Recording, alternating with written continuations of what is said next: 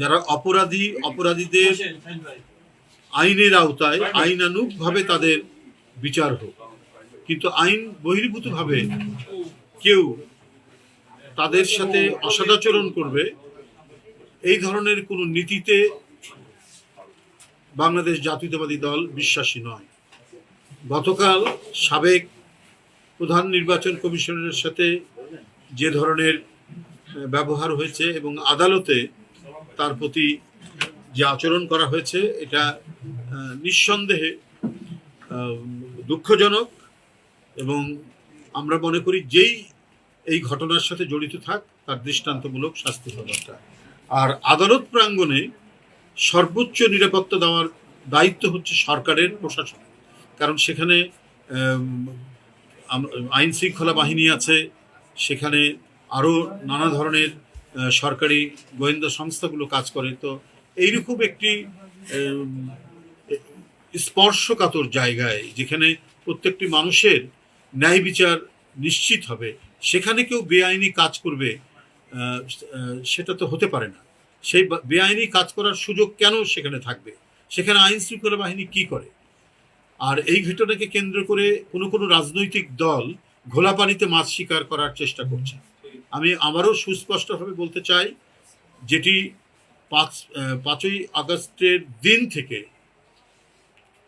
দলের সম্মানিত এবং মজলুম চেয়ারপারসন দেশনেত্রী বেগম খালেদা জিয়ার আপনারা ভিডিও বার্তা দেখেছেন, এবং বিএনপির ভারপ্রাপ্ত চেয়ারম্যানের যে নির্দেশনাবলী, যে বার্তা আপনারা দেখেছেন, যে কেউ কোনো বিশৃঙ্খল আচরণ করবে না, কেউ কোনো বেআইনি আচরণ করবে না, কেউ কোনো ভাঙচুরের সাথে যুক্ত থাকবে না, কেউ কোনো দখল লুটপাটের সাথে যুক্ত থাকবে না।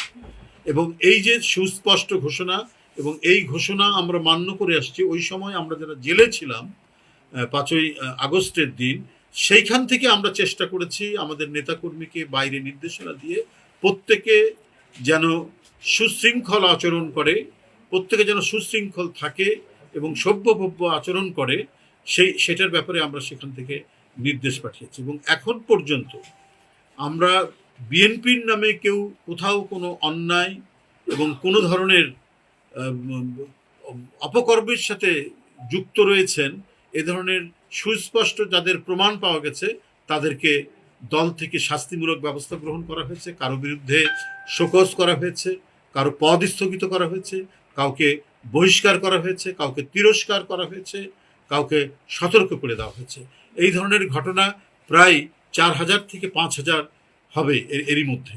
তো এইটা এই যে দলীয় যে দৃষ্টান্তমূলক আমাদের যে পদক্ষেপ গ্রহণ, এর মধ্যে দিয়েই প্রমাণিত হয় যে বিএনপি বাংলাদেশে শান্তি, সুস্থির এবং একটি গণতান্ত্রিক সমাজ ব্যবস্থা প্রতিষ্ঠার লক্ষ্যে তারা কাজ করছে।